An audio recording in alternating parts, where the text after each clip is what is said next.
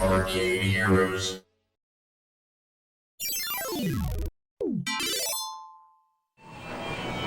Greetings, it's Adam with ArcadeHeroes.com, here for another operator perspective on the business. And I hope you've been enjoying these videos where I get into more detail as to what it's like running an arcade business. And for this video, I'm going to finally really get into pinball. And now pinball's been around longer than video games have, and they've had a bit of a bumpy history because for a time there were a lot of pinball machines that had payouts, cash payouts, and that gave them a kind of a sullied reputation. Some cities banned them outright. And I think there's still some small cities out there today in 2022 that still have bans in place. But thanks to the work of pinball fans like Roger Sharp, who famously went before the New York City Council in 1976 and showed that yes, indeed, this is a game of skill. And of course it helped that pinball manufacturers stopped making gambling versions. Pinball is enjoyed quite a little renaissance today. Now, of course, getting back to the bumpiness, back in the 90s were probably the heyday of pinball machines. You know, you had games like Terminator 2 and The Addams Family and Funhouse and many, many others that really did well on the market, sold a lot of units, and earned well on location. But at the end of the 90s, something happened to the point where it just became really difficult to make any profit from it. And after Bally Williams cut out of the business, it was just one company left, Stern Pinball. And they were the only ones for pretty much all the 00s making pinball machines. But some of their designs were getting a little stagnant, especially around the time that they released Avatar. And from what I heard, that just didn't sell very well at all compared to how pinball machines usually would sell. And so you started getting some competitors popping up. There was Jersey Jack Pinball, which was directly influenced by the poor performance of Avatar, and they came up with Wizard of Oz, and their most recent one's been Guns N' Roses. You have now American Pinball, where they just released Legends of Valhalla. Their first game was Houdini Master of Mystery. You have Spooky Pinball out in Wisconsin, where I believe their first one was America's Most Haunted. And their most recent one was actually two machines. They've expanded a lot because they've been doing really well, although they're considered more of a boutique manufacturer of pinball. And they had Ultraman and Halloween, based on the movie Halloween, or the movie franchise. And trying to think of others here, you have Multimorphic, which just announced the Weird Al pinball machine, and you've had others that, my apologies if I'm forgetting anybody out there. But either way, in the past 10 years or so, things have really expanded with pinball. And oh yeah, you've also had the pinball remakes of remaking old 90s ones that were really popular that Chicago Gaming and Stern have been working together to bring out. And their most recent one was Cactus Canyon, which was a fantastic game. So how viable is pinball? You know, you have all this hype about it. Pinball Facebook pages and Twitter accounts and Instagram accounts have thousands and thousands of followers, a lot more than the video game manufacturers do. But when they're on a location like this, where they have to make money, how well do they do? Well, that's what I'm going to get into, and I wish I had a better answer than that. But I'll get into why these don't do very well in the business. But let me provide some earnings from 2021. Now with 2021, I had 2 locations to go off of, and I'll also share 2019's numbers.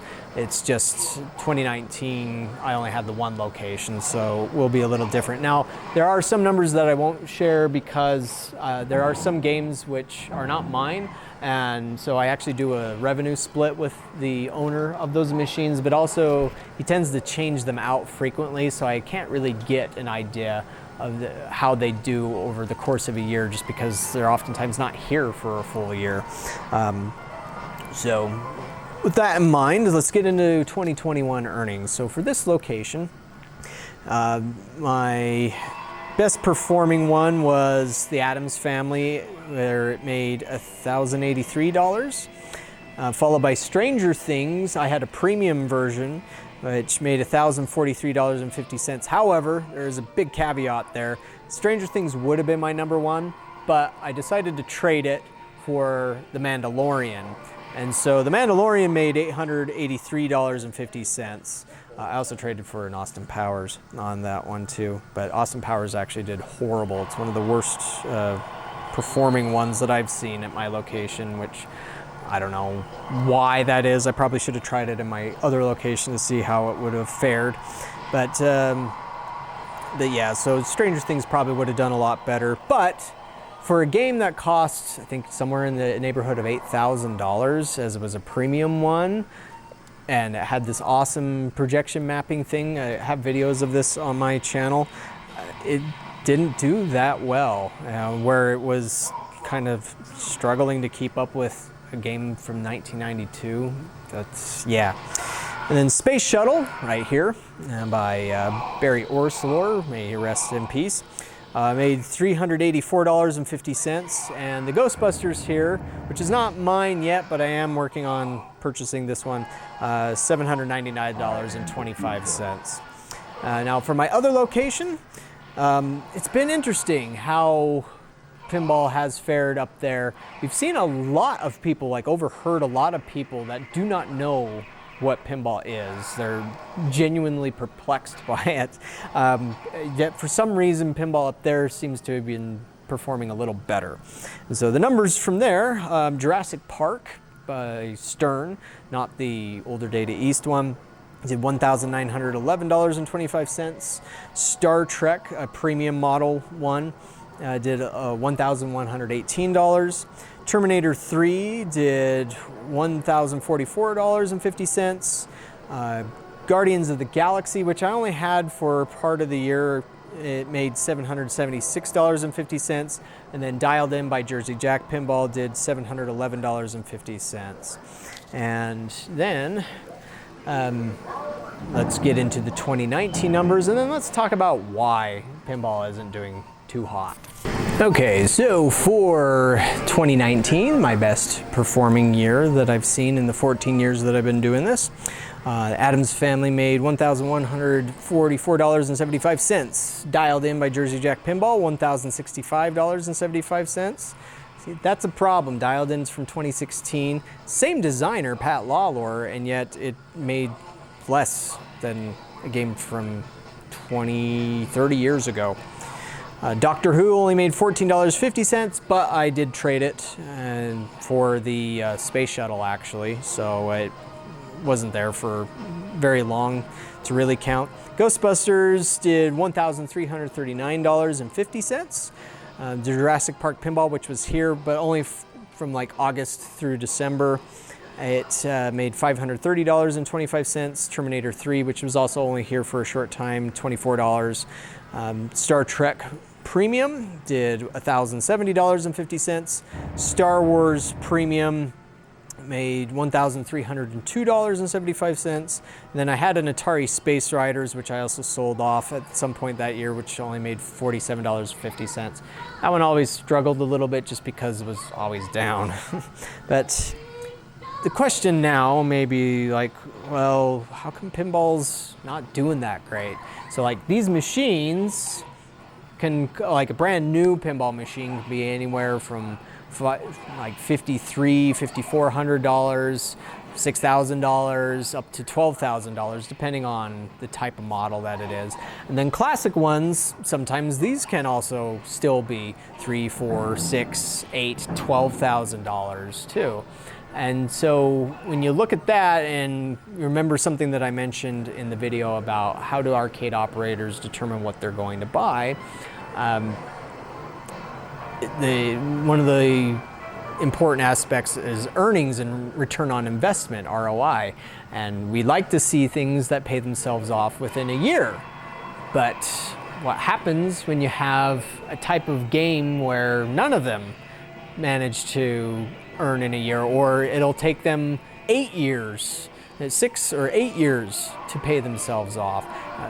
Part of the problem is with pinball is that sometimes you only really make your money back when you sell it. But even then, if you take into consider inflation and depreciation, you may come out with a loss. And so what's wrong with pinball? Why doesn't it earn in a situation like this? Now again, this is my location. I am aware that there are locations out there which do well with pinball, do much better, particularly bar arcades. That's why a lot of bars may only have pinball machines and not really have any video games, because there is a kind of a peanut butter and jelly synergy going on there between pinball and alcohol. But I don't have that in this situation. And also, years ago, back when I was working for a distributor selling these sorts of machines, I remember we went to the IAPA trade show, and our business group sat down with the CEO of GameWorks for dinner, the then CEO of GameWorks. Unfortunately, I don't remember his name, but I also don't remember much of the conversation, although there was one thing that always stuck with me that he brought up. And he was talking about his pinball. I think he was referring specifically to the Seattle GameWorks location, but he threw out some numbers of how his pinball machines did, and I was blown away as to how much money they were making. I think it was per week. The only one that I can remember specifically, for some reason, probably because I'm a Tron fan, was Tron Legacy, where he mentioned $534, and again, I believe that was a week. And again, where I'm struggling to get even half that, or twice that over the course of a year. It was like, gosh, what are you guys doing? Now, of course, that's another thing too. Your location seems to help. For some reason, over on the West Coast, there seems to be a lot more drive to go out and play pinball. And of course, if you're in the Chicago area, that's an easy one too. I'm probably baked into the culture, so to speak. And I don't know, maybe there's a lot of transplants from the Chicago area over to Portland and Seattle. I don't know. I didn't look at those stats, but again, why is it that in a place like this, where I have brand new arcade games, I have retro arcade games, does pinball not earn? And this is kind of my hunch. And also, I should throw out there, I talked with a colleague of mine, and he runs several arcades in the Midwest. He loves pinball. He puts them out on location, but he shared some numbers with me. He asked that I not share the numbers specifically, but he mentioned like Deadpool and Black Knight Sword of Rage. The numbers were pretty much the same as mine. They weren't doing really well at all. And he also was telling me how he even talked with a bar owner that had some pins where it also just wasn't making a lot of money, like maybe $200 a month. And so it's, I know I'm not the only one, but of course these are only 3 examples. It's kind of anecdotal. And then, so I'm sure there are some places where pinball performs really well, but again, why doesn't it?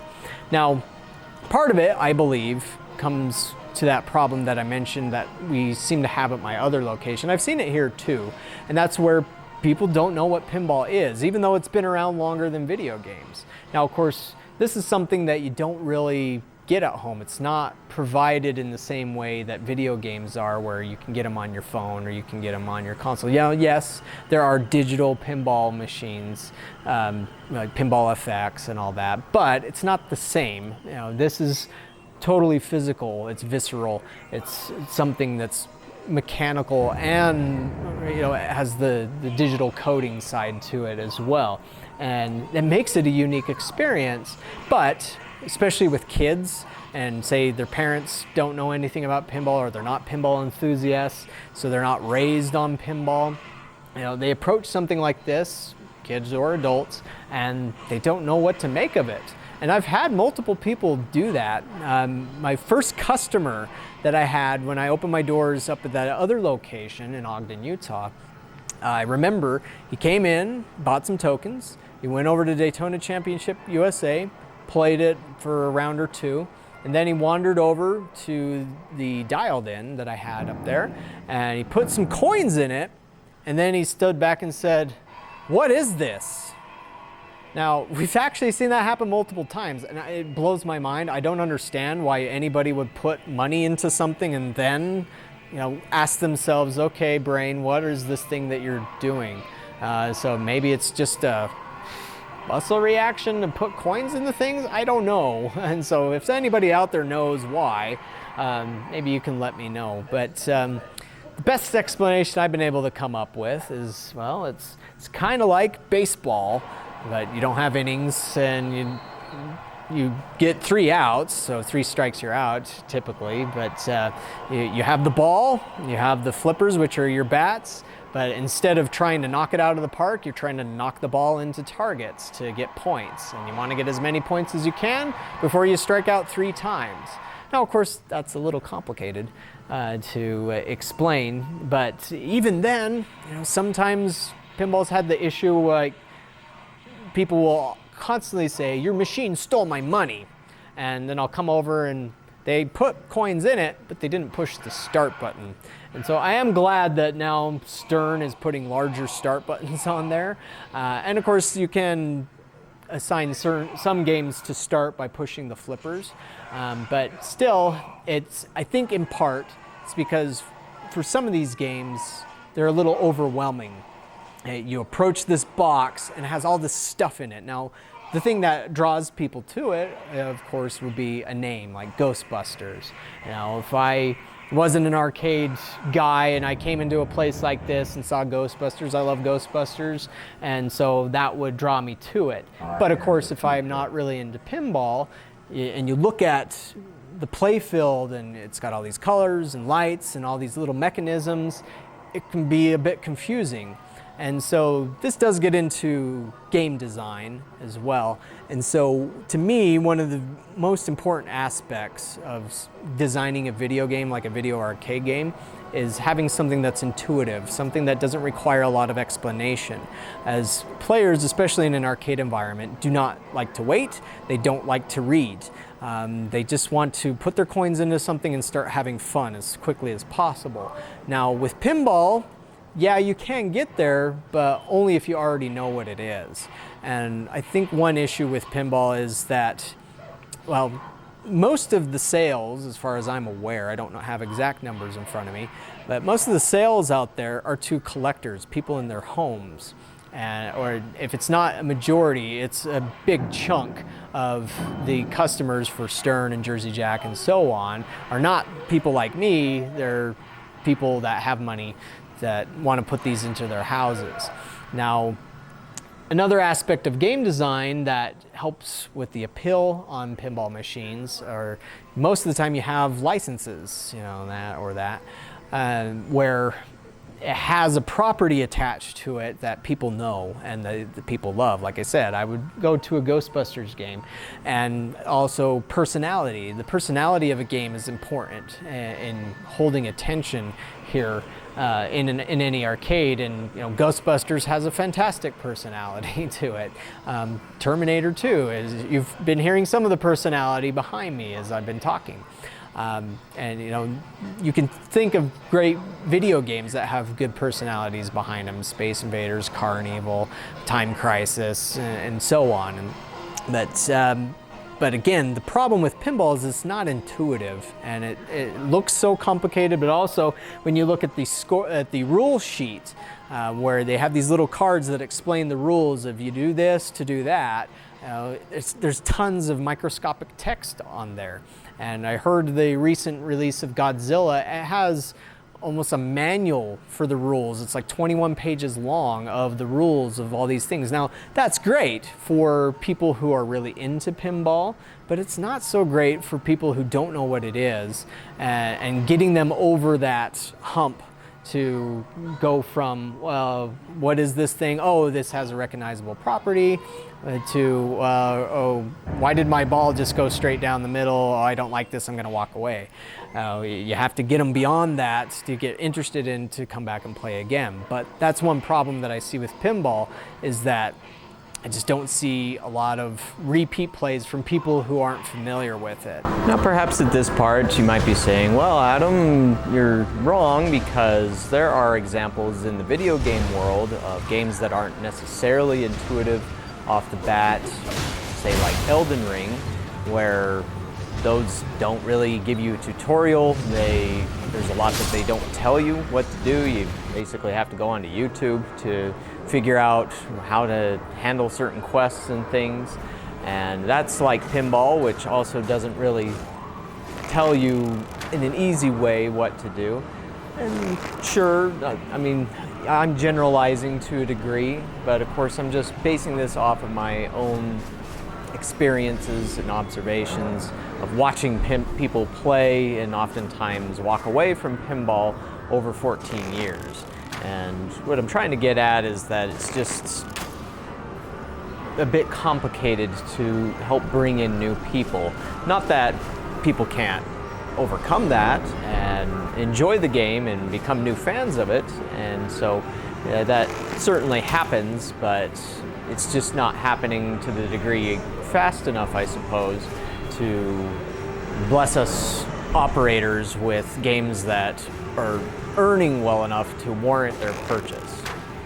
Now, there will be repeat plays from people who are familiar with it, but that's another problem that I mentioned, where like today when I was here in the arcade, my pinballs barely got played at all, and that's because I didn't have any regular pinball guys coming in. The only time that they really come in is around tournament times, and they love to compete, and that's a great way to actually get the numbers up a little bit with these things is with tournament play. But if you have a pinball machine at your house, and most of the people that are competing in tournaments have several machines at their house, why are you going to want to go to an arcade and play them and put money into them when you've already been spending thousands of dollars on getting a pinball machine for your house?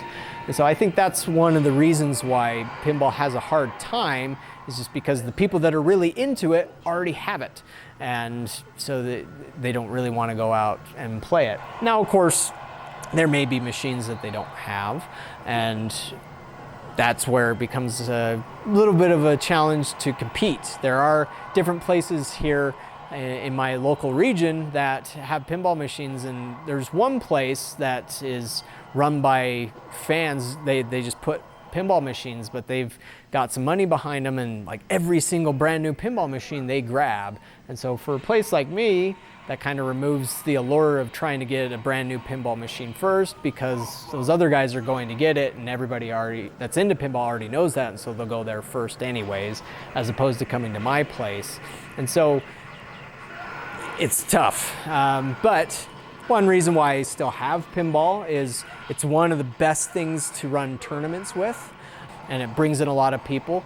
And then it also plays into something that I talked about in my recent addendum video about indirect income. And so pinball is great for grabbing somebody's attention, whether it's just pinball itself or the theme on something, where like say I have The Mandalorian, I hear so many kids saying, "Oh, it's Baby Yoda." You know, they love that. Or older people will love the Addams Family. Or of course there's Ghostbusters and whatnot. And so having the themes, it draws them in, but maybe they'll only play it once, but then they may stick around and play something else. And so pinball is really good at producing indirect income, where people may either bounce around between the different pinball machines, or they'll bounce around to the video games and back and forth. And so that's where it still has its viability.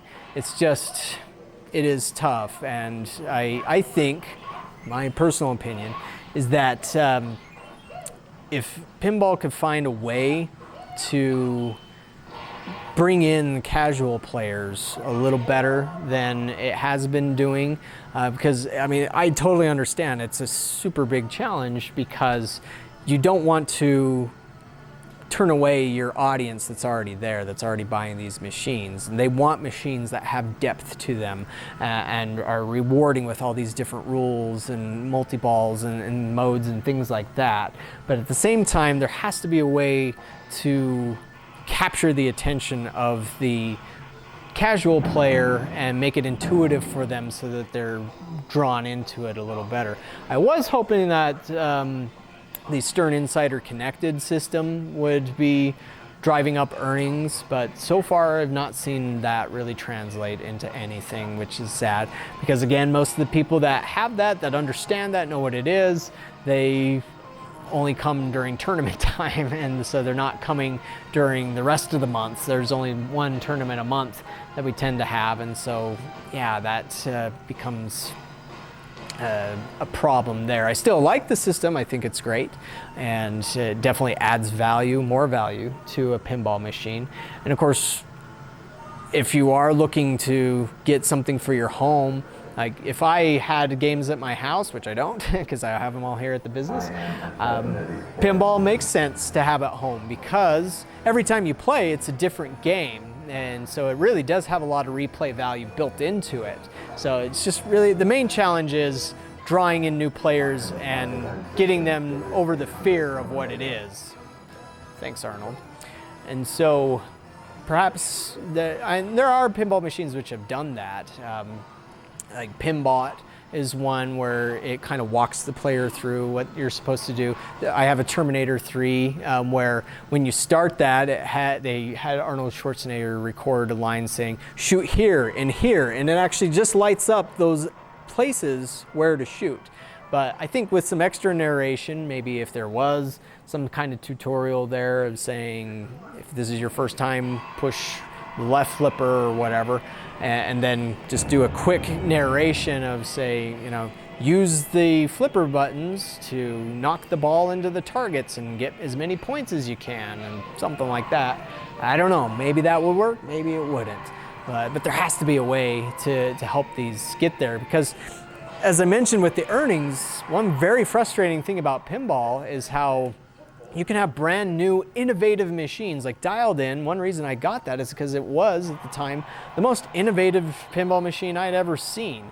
And that was one reason why I bought Stranger Things, is I figured, well, Stranger Things is a really hot property right now, and I'd not seen anything like that projection mapping element that it had, but it just didn't really bring people in. And so, of course, granted, Stranger Things, I did get it literally like the day before lockdowns started all across the country, and so it was bad timing on that one. But even through 2021, it just still wasn't performing like a game at that cost should have. And so, I mean, I really do enjoy pinball. I'm not bad at it, or sorry, I am bad at it. I'm not good at it, is what I meant to say. And there's actually some ideas that I've had to design my own pinball machines. It's just, it's a tough market to have something that costs as much as it does and not make a lot of money. But again, it's great for tournaments. I love bringing that. That's probably one of the most effective ways to make some money off of them if it is something that you're getting into. In my local area, there's a lot of guys that are starting to get into renting machines out as well. And I don't know how lucrative that is, but it seems to be viable. And of course, if you're a bar arcade, it's kind of a no-brainer. But if you've been ever curious, why is it that places like Dave & Buster's don't have pinball machines? Well, again, they just don't post great numbers, and so I think that's probably the main driver as to why. But let me know your thoughts on this. Am I totally off course with my assessment of what's wrong with pinball, or am I doing something wrong as to, is that why I'm not making money on these things? Let me know. Or do you agree with me? Or do you maybe have some extra insight that might help me understand? But again, I'm not trying to disparage the pinball community or pinball itself or anything. I do love it, and that's one reason why I have pinball machines, and for the other reasons stated. It's just, there are some challenges there that I think need to be addressed, and I think it can do better. Just how do we get there? Do game designers need to think outside of the box a little bit more? I think Stern Insider Connected is a great step in that direction. It's just we still need to find ways to bring in noobs, so to speak, the normies. That's another thing Stern's been doing. They posted tutorial videos during the attract mode. The only problem is that most of the time the casual people don't pay attention to that, so maybe there needs to be some sort of voice accompanied with it, or something along those lines. But let me know what you think, and agree, disagree, whatever. And thank you for watching this one, and we'll catch you on the next video.